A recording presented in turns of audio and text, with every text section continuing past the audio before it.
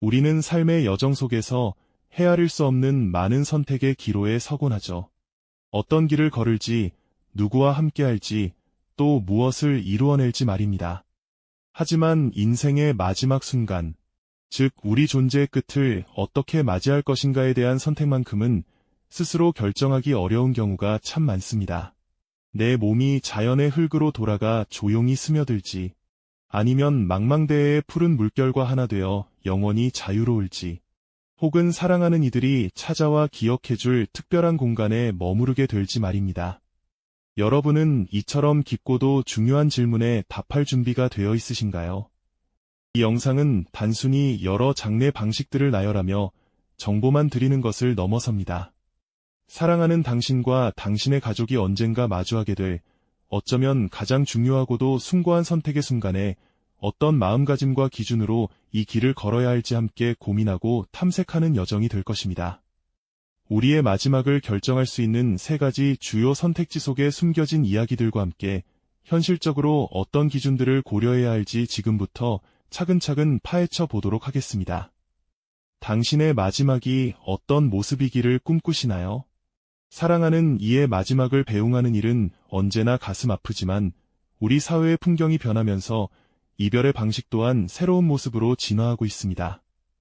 과거에는 땅에 고인을 모시는 전통적인 매장 방식이 일반적이었죠. 하지만 현대사회는 급격한 변화를 겪고 있습니다.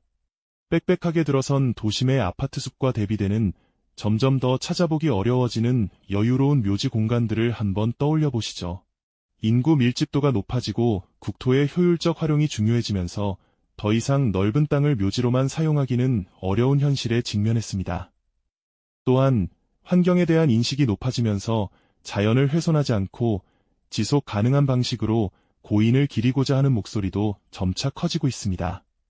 한편으로는 고령화 사회로 접어들면서 자신의 장례 문화를 미리 고민하고 준비하는 분들이 늘어나고 있고요. 각자의 삶의 가치관이 다양해지면서 획일적인 방식보다는 고인의 생전 뜻이나 가족의 가치관에 맞는 특별한 추모 방식을 찾는 경향도 두드러지고 있습니다.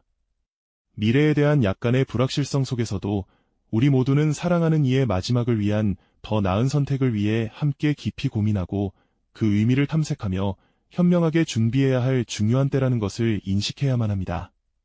이러한 변화의 흐름 속에서 자연으로 돌아가는 평온함을 선사하는 2가지 방식, 바로 수목장과 해양장이 많은 분의 관심을 받고 있습니다.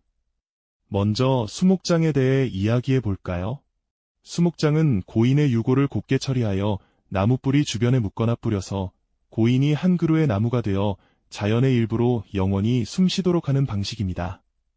마치 고인이 나무가 되어 우리 곁에 계속 머무는 듯한 느낌을 주어 유가족에게 깊은 위안과 평화를 선사하기도 하죠. 수목장의 가장 큰 장점은 무엇보다 자연 친화적이라는 점입니다. 흙으로 돌아가 자연의 순환에 동참하니 환경 보호에도 크게 기여하는 셈이죠. 또한 기존 매장 방식에 비해 경제적인 부담이 적다는 점도 빼놓을 수 없는 이점입니다. 비용은 어떤 종류의 나무를 선택하는지, 공동으로 관리되는 수목장인지, 혹은 개인적으로 지정하는 형태인지, 그리고 관리 방식에 따라 달라지는데요. 일반적으로 특정 나무를 지정하여 계약하는 경우가 많으며 관리 비용 또한 비교적 합리적인 수준으로 책정되는 편입니다. 비용은 보통 100만 원에서 300만 원 정도이고 나무 종류에 따라 그 이상인 경우도 있습니다. 하지만 장점이 있다면 단점도 분명히 존재하죠. 수목장은 보통 도심 외곽의 숲이나 산림지역에 위치하는 경우가 많아 접근성이 다소 떨어진다는 점이 있습니다. 사랑하는 이를 추모하기 위해 먼 거리를 이동해야 하는 불편함이 생길 수 있죠. 또한 자연 상태 그대로 관리되기 때문에 비석이나 특정 시설물 없이 나무 아래 작은 표식만 남기는 경우가 많아 기존 묘지처럼 명확한 추모 공간이 없다는 점에서 심리적인 거리감을 느끼는 분들도 계십니다. 자연 속에서 고인을 추억하는 방식이 아직 익숙하지 않은 분들에게는 기존의 추모 방식과는 다른 새로운 적응과 마음의 준비가 필요한 부분일 수도 있겠습니다. 다음으로 망망대해의 품에 안겨 영원한 자유를 누리는 해양장에 대해 알아볼까요? 해양장은 고인의 유골을 곱게 분골하여 바다에 뿌리는 방식으로 진행됩니다. 넓고 푸른 바다와 하나 되어 자유롭게 유영하는 고인의 모습을 상상하면 그 자체로 평온함과 웅장함을 동시에 느낄 수 있습니다. 보통은 유가족들이 선박에 탑승하여 지정된 해역으로 이동한 후 고인의 유골을 바다에 뿌리며 마지막 인사를 건네는 방식으로 이루어집니다. 해양장의 가장 큰 장점은 공간 제약이 전혀 없다는 점입니다. 드넓은 바다가 고인의 영원한 안식처가 되니 장지 부족 문제에서 완전히 자유롭죠. 또한 자연 친화적이라는 점에서 수목장과 맥락을 같이 합니다. 비용 측면에서는 선박 대여료와 의식 진행 비용이 주를 이루는데 이는 선택하는 선박의 크기나 제공되는 서비스에 따라 다양하게 형성될 수 있지만 보통 30만 원에서 100만 원 정도 비용이 들어갑니다. 망망대해 위에서 고인을 기리는 특별한 경험을 제공하지만 이 방식 역시 고려해야 할 몇 가지 사항들이 있습니다. 망망대해에 고인을 모시는 해양장은 그 웅장한 만큼이나 특별한 추모의 경험을 선사하지만 이 방식 또한 유족분들이 신중하게 헤아려 볼 점들이 분명히 존재합니다. 가장 먼저 떠오르는 것은 바로 추모의 장소가 물리적으로 존재하지 않는다는 점일 텐데요. 드넓은 바다 위에서 특정 지점을 찾아 고인을 기리기란 현실적으로 어렵기에 유족들은 때로 막연한 그리움과 함께 심리적인 상실감을 경험하기도 합니다.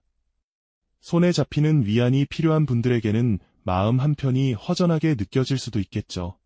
이제 시선을 돌려 고인을 영원히 기억할 수 있는 안정적인 공간, 바로 납골당, 즉 봉안당에 대해 자세히 알아보겠습니다. 납골당은 고인의 유골을 곱게 분골하여 유골함에 담아 정갈하게 마련된 봉안실 내부에 안치하는 방식입니다. 마치 소중한 보물을 안전하게 보관하듯이 고인의 유해가 영구적으로 보존되는 공간이라고 생각하시면 이해하기 쉬우실 겁니다. 납골당은 보통 실내 시설로 깨끗하고 쾌적한 환경을 자랑하며 날씨나 계절에 구애받지 않고 언제든 편안하게 고인을 찾아 추모할 수 있다는 큰 장점을 가지고 있습니다. 유족들은 이곳에서 고인의 사진을 보며 대화하고 헌화하며 그리움을 달랠 수 있죠. 관리 또한 시설 측에서 체계적으로 담당하기 때문에 후손들에게 특별한 부담을 주지 않고 안정적으로 고인을 모실 수 있다는 점이 매력적입니다. 비용적인 측면에서는 안치단의 위치, 시설의 고급스러움, 그리고 안치 기간 등에 따라 매우 다양하게 형성됩니다.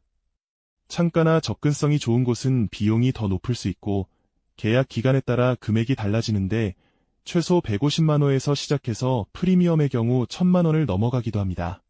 하지만 납골당 역시 몇 가지 고민할 점들이 있습니다. 가장 먼저 아무래도 폐쇄적인 실내 공간이라는 점에서 답답함을 느끼는 분들도 계실 수 있습니다. 자연 친화적인 추모 방식을 선호하는 분들에게는 다소 이질적으로 다가올 수도 있겠죠. 또한 갈수록 심화되는 사회적 문제 중 하나인 장지 부족에서 납골당도 완전히 자유롭지는 못합니다.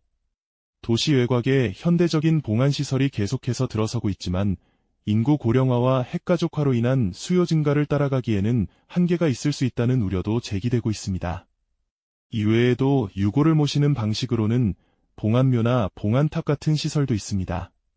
봉안묘는 가족 단위로 유골함을 땅속에 묻거나 석실에 안치하는 형태로 일반 묘지보다는 적은 면적을 차지하며 관리의 편의성을 더한 방식입니다.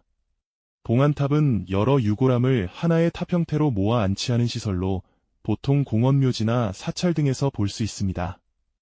이들 모두 납골당과 마찬가지로 고인의 유해를 한 곳에 모아 보존하고 추모하는 공간이라는 공통점을 가지고 있습니다.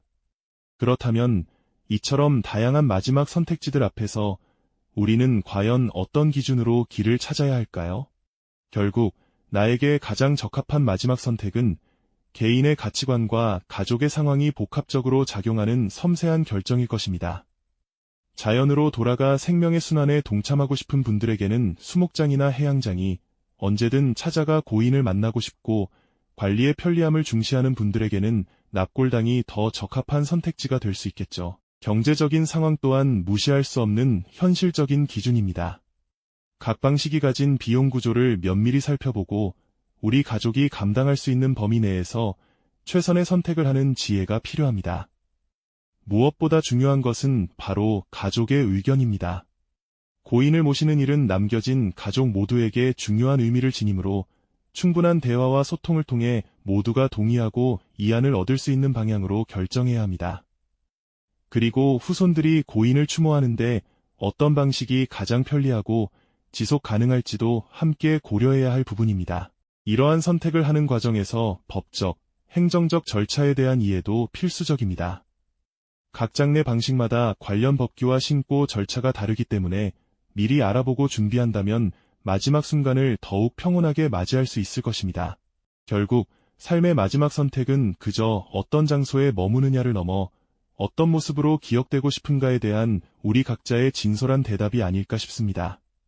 자연의 품으로 돌아가 하나의 생명으로 다시 태어나거나 망망대해에 스며들어 영원한 자유를 얻거나 혹은 사랑하는 이들과의 연결고리를 이어주는 영원한 공간에 안식하는 것, 이 모든 선택은 단순히 비용의 문제가 아니라 우리 삶의 가치관과 가족을 향한 깊은 사랑이 오롯이 반영된 가장 숭고한 결정이 될 것입니다.